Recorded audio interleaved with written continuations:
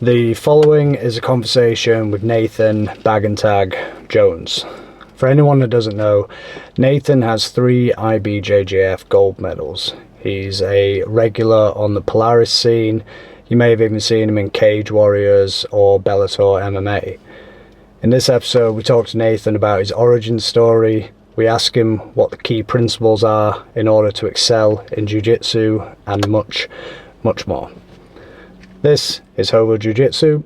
To support us, hit the like button, hit the subscribe button, and consider checking out our sponsor, Game of Rolls.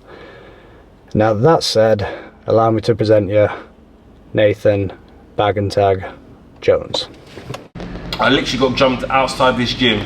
1Q Road is the bar. Got jumped outside of 1Q Road, and so that was like a Friday, Saturday night after a night out kind of thing. And then Monday morning, came to this gym, signed up, and then the rest is history. Do you know what I mean? Literally, it is like that. I managed to get away from being jumped, but I was so out of breath, unfit, that I was like huffing and puffing, scared. And even if I didn't get away, what was I gonna do? I was like, I wasn't trained in to defend myself, let alone prevent anything from happening or whatever. So that was a big shock, something that I needed when I look back. That was the catalyst to make change. So yeah, Monday morning, joined up to the gym, signed up for a trial, came along, enjoyed it. I found it a bit weird at first, you know what I mean? Like Jiu-Jitsu is very, not weird, but you get yourself in weird compromising positions, like someone's crutching your face and, you know what I mean, their gi's out and sweat just dripping down and stuff, and I kind of liked it. You know what I mean? Like, because it was that struggle. Yeah. Right, cool, if somebody does get me, somebody is on me, what do I do? Yeah. And I needed to solve that puzzle, do you know what I mean? And I kept on training, showing up, and then a competition after a competition. And then I decided not only do I enjoy it, but I showed promise in it. I was quite good at it. So then I kind of decided, well, how far can I go? Nice. I won't know unless I give it a go. And I thought I was quite old, so I was like 23 at the time when I started training. I thought I was too old, because you know, like boxers or footballers, they're already identified from the academies, from their youth days, and they're already into the system and stuff. So I thought I was too old, so I was like, well, if I'm going to do this, I'm going to do this. So then I just, every opportunity I could, I was training, every opportunity I could, I was competing, and yeah, just went up the ranks and carried on, and you know, I'm still far from done. You know what I mean? I've still got some years left in me, but I love it, and I've changed my life. Martial arts has changed my life. You know, the way I see it is like I'm an ordinary guy doing extraordinary things. Do you know what I mean? You step on that mat, you can be, and that's what I say to young people, because before I did this full time, I was a youth worker. Do you know what I mean? So yeah, I was a youth worker for 15 years. I still do youth work, still heavily involved in the community as well. But I tell anyone who steps on these mats, you can be whoever you want to be. No one knows you from Adam, do you know what I mean? And all that stress and anxiety that you have or had, because it's past tense when you step on the mats, it goes away, you know. And if there's things that you've got to pick up, you pick them up when you leave, you know. Yeah. And as you saw here tonight, we're all a bunch of misfits, as you were, you know. All come from different walks of life, shapes and sizes, but we get on, and when we're here, we're training, we that's our escape, our time for us, you know. So I value that. I value that as a martial artist. I value that as an athlete, and I also value that as a coach. So I'm gonna keep doing it. Nice, I like it. Just on like a little side quest, have you seen the one that's circulating at the moment about the study that they did on rats to measure desire? No. Right, so they did a test where they put cheese in front of a rat to see how hard it would pull, and it pulled at like next to nothing, so it didn't aim at anything. Then they put a cat behind it, and it pulled like twice as hard. Wow. And then the way in which they got the best result is that they put a cap behind it and they put cheese in front of it, and found that it pulled tenfolds compared to where it started at the beginning. Wow. Okay. So like, just going back onto like your origin story there, you said you got like jumped out of fears. I wonder at what point in your journey were you running away from that incident on the Friday night and running towards something that you thought could be attainable? Yeah, absolutely. I think it was once I started to compete and I saw the top guys at the level, you know, the lights, the cameras, the action. I was like, yeah, I like that. You know, I didn't think I could ever be that. And I'm training with guys that are flitting in between, in that they might have had a competition, they might have started to fight, and they're going up the ranks, and I'm in that circle, I'm in that training room. And the more I started to do it, the more I started to think, well, why not? Why not? And the only thing that was stopping me was me. So once I saw there was a way out, like, you know, for me, like, what I started to really compete was, okay, I need to get a mortgage.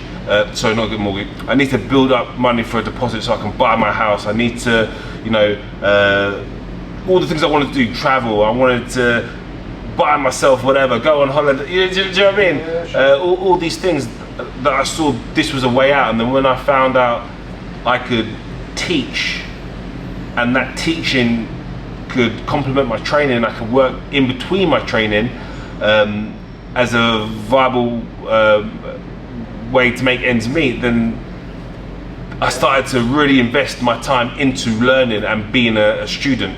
Do you know what I mean? And yeah, to the point where I was like, okay, well, if I'm putting all my time and effort into this, I need to see how far I can go. And if I am going to see how far I can go, well, I need to burn the ships, as it were. Yeah. Do you know what I mean? So there is no way back. And as much as I love doing like youth work and working in the community and working with families, I just found it very stressful. Where I was taking my work home with me, you know, dealing with other people's problems, getting blamed for other people's problems, being held responsible for things not happening, and by the same time I'm the only one who can solve it. It was like, it's a lot of pressure, you know.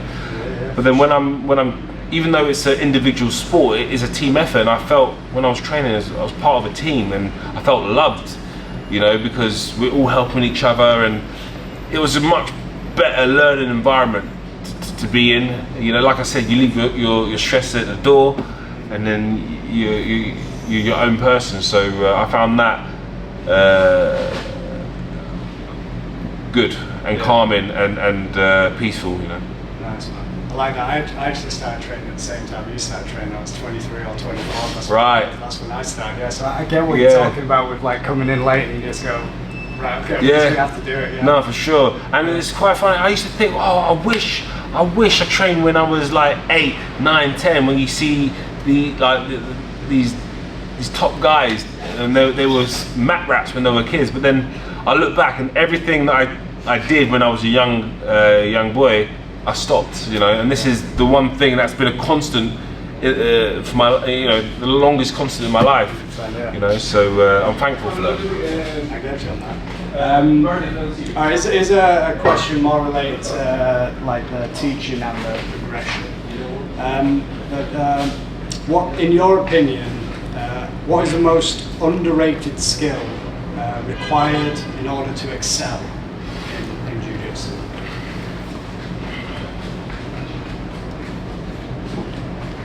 That's a tricky one, and I don't think there's any one thing. I think there's a combination of things. Sure. And I think one is being disciplined. You know, having that hard work beats talent. You know, it's a known factor. But it's also you need to be coachable. You know, not have an ego, and when you make a mistake, appreciate that you made the mistake, accept that you made the mistake, and then willing to put the work to correct it. You know, a lot of people, it took me a long time to learn how to lose. But it's not, I'm not saying about, oh, you have to learn how to lose, but you have to learn how to take criticism, constructive criticism, and every time I've gone back to the drawing board, I've always reflected and heard what my coaches had to say. Sometimes I didn't agree with them, but then it's like, if you don't listen, you'll feel. So as my career's gone on, that's what they were talking about. And when I end up giving other people that I coach advice, that's what my coach was saying to me before. So you need to be able to be coachable, and trust your coach, trust the people that are before you, trust to learn from other people's mistakes, and I think that's quite underrated. Yeah, they say talent, yeah, they say have that work ethic, yeah, they say have the resources as well, but I think it's being able to be coached. Nice one, yeah. I 100% agree with you on that, yeah. I think that's a good one. Alright. What are the best parts of the martial art lifestyle compared to like the worst parts of living that lifestyle, in your opinion? The best parts of the lifestyle is winning. Yeah, I'll be honest with you. Like, it feels good. Yeah. When you win, you feel on top of the world. When everyone praises you and they want to know about what you're up to, it's great. It is literally like a roller coaster when you lose. It's like no one wants to know you. No one's asking you, like what you're up to. It feels like no one, no one's there. Because when they're there, and your phone's popping off, and then when they're not, it's like, hi. Yeah. Do you know what I mean? It's that feeling, and we're always like, as an athlete, for me at least, I'm always trying to chase that high. Oh, I lost, right, I need to learn from my mistake. Not that I need to get that win again, but I need to learn from my mistake. I need to prove to myself, first and foremost, that that was an isolated incident. I'm not, you're only as good as your last performance as such.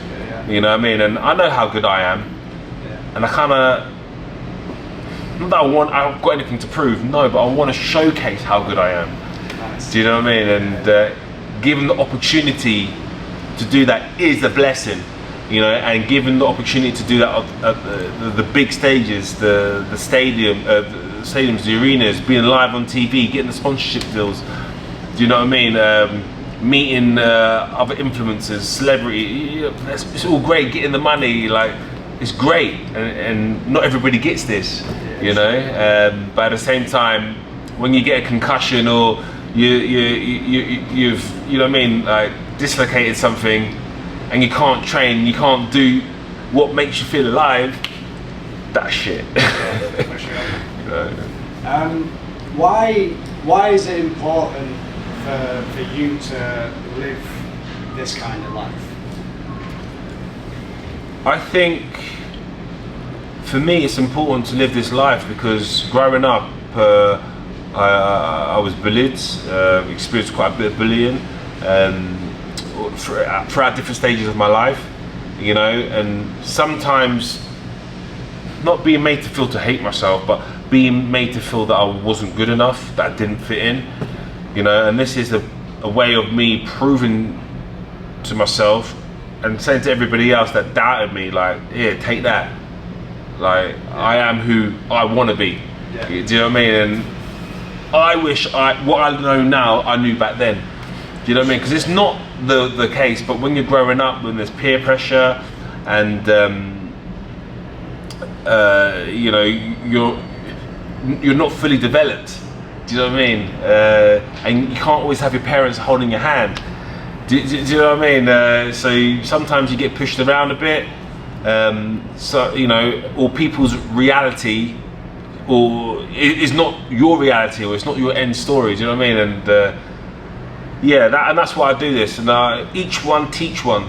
And I want to help as many young people, me as a youth worker, me as a martial arts coach, to empower other people, but for them to be able to empower themselves. When you walk on the street, you got your head up, shoulders back. They do martial arts, it's from the martial arts. Do you know what I mean? I could go on and on and on and on and on, but I know it's I'm trying to summarize, but I'm so passionate about teaching, I'm so passionate about helping the next generation that I want to help as many people as I can. Yeah, I think you will. I'm all out of questions on that one. I think you just absolutely knocked that thing out of the park there. But, cool. Little cheeky plug at the end, like where can we find you? Yeah, you can find me at Elevate Martial Arts, where we are at the moment. This is where I teach. This is where, like I say, I grew up. This is where I've started my journey. You know, so shout out to Elevate and everybody that's helped me, like Roger Gracie Jiu-Jitsu. I do my MMA at London Street Fighters. You know, whenever I get injured, do you know what I mean? I'm shouting my boy Rolls in Rehab. You know what I mean? Because I get injured a lot. I'm getting old. You know what I mean? And I train hard as well. So yeah, Rolls in Rehab. Shout out Scramble. Best training gear in the game. Do you know what I mean? So yeah, man. Hit me up, Mr. Bag and Tag on Instagram.